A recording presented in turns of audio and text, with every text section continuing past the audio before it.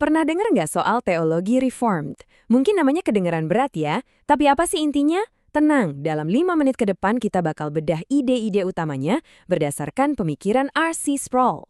Yuk kita mulai. Oke, kita mulai dari pertanyaan yang kelihatannya simpel banget.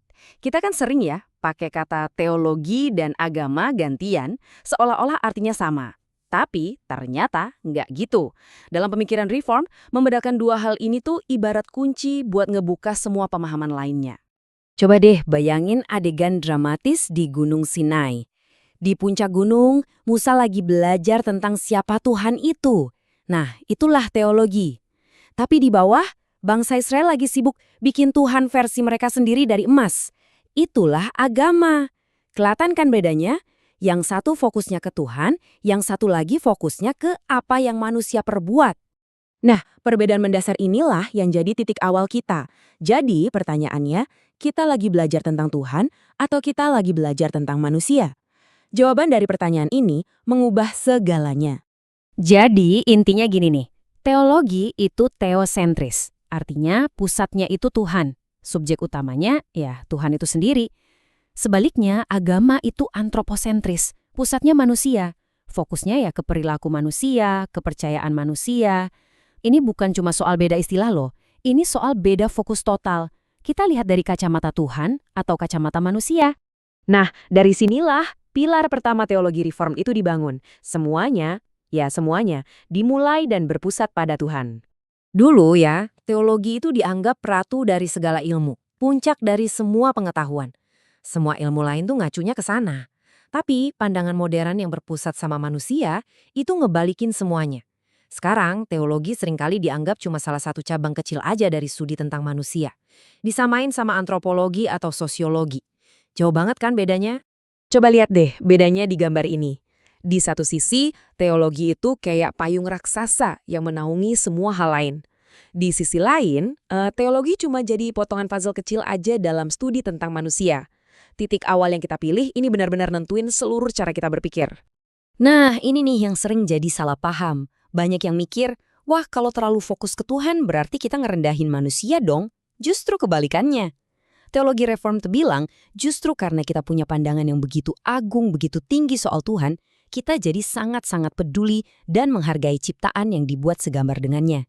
Martabat kita sebagai manusia itu datang dari Sang Pencipta yang mulia itu. Oke, pertanyaan berikutnya.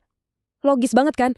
Kalau Tuhan itu begitu agung dan jadi pusat segalanya, terus gimana cara kita bisa tahu tentang Dia? Informasi kita datangnya dari mana?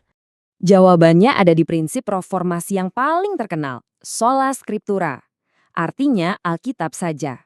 Eits, ini bukan berarti nggak ada otoritas lain kayak gereja atau tradisi ya, bukan gitu. Tapi maksudnya, Alkitab adalah satu-satunya otoritas yang infallible, yang nggak mungkin salah, yang jadi standar paling tinggi buat nentuin semuanya. Prinsip ini benar-benar diuji di momen yang super dramatis pas Martin Luther diadili. Waktu dia dipaksa buat narik kembali semua ajarannya, dia jawab apa? Dia bilang hati nuraninya itu ditawan. Ditawan oleh siapa? Bukan sama paus, bukan sama dewan gereja, tapi oleh firman Tuhan. Jadi, biar jelas ya, perdebatan waktu reformasi itu bukan soal apakah Alkitab itu penting. Dua-duanya setuju, Alkitab itu penting banget. Pertanyaan utamanya itu, apakah Alkitab saja yang jadi sumber kebenaran yang nggak bisa salah? Nah, kaum reform jawab tegas, iya.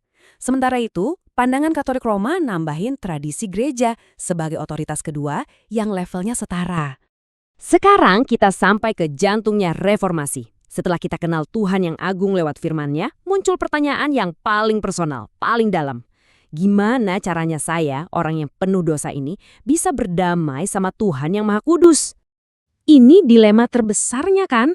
Coba pikirin, hakim yang adil mana mungkin ngebebasin orang yang jelas-jelas bersalah? Nggak mungkin. Jadi, gimana caranya Tuhan yang Maha Adil itu bisa menyatakan kita yang berdosa ini jadi benar di hadapannya? Gimana caranya? Jawabannya ada di konsep pembenaran forensik. Kata forensik di sini tuh artinya legal, kayak di ruang sidang. Penting banget nih, ini bukan soal Tuhan membuat kita jadi orang baik secara instan. Bukan. Ini soal Tuhan menyatakan kita benar secara hukum. Ini tuh putusan hakim ketok palu, bukan proses perbaikan diri yang panjang.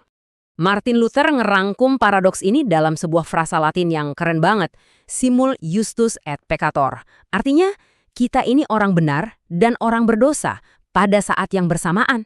Gimana bisa? Ya, di dalam diri kita masih berjuang lawan dosa, masih jatuh bangun, tapi di mata hukum Tuhan, status kita udah diubah, benar. Nah, disinilah beda kuncinya. Pandangan Reformed itu bilang, kebenaran Kristus itu diperhitungkan ke kita. Coba bayangin kayak gini. Kebenaran Kristus yang sempurna itu ditransfer ke rekening bank spiritual kita yang kosong. Kling, status kita jadi benar. Sebaliknya, pandangan Katolik Roma bilang kebenaran itu dicurahkan ke dalam diri kita. Ibarat obat yang diminum, yang terus kita harus bantu dengan perbuatan baik kita supaya kita jadi benar. Beda banget kan? Ditransfer atau dicurahkan. Oke, sekarang ayo kita tarik benang merahnya.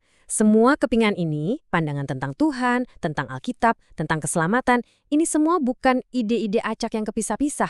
Mereka itu nyambung, membentuk sebuah sistem yang utuh dan konsisten.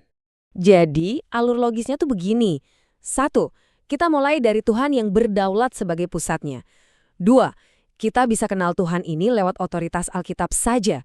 3. Alkitab ngajarin kita kalau kita dibenarkan di hadapan Tuhan itu hanya karena iman, bukan perbuatan. Kelihatan kan, setiap langkah itu dibangun di atas langkah sebelumnya. Kokoh banget. Nah, sebagai penutup, coba deh kita renungin ini. Kalau titik awal kita adalah Tuhan yang berdaulat dan mulia, gimana hal itu mengubah cara kita mandang? Ya, segalanya. Bukan cuma soal gimana kita diselamatkan, tapi juga soal kerjaan kita, keluarga kita, cara kita hadapi penderitaan, bahkan makna hidup itu sendiri. Itulah pertanyaan inti yang diajukan oleh teologi Reformed.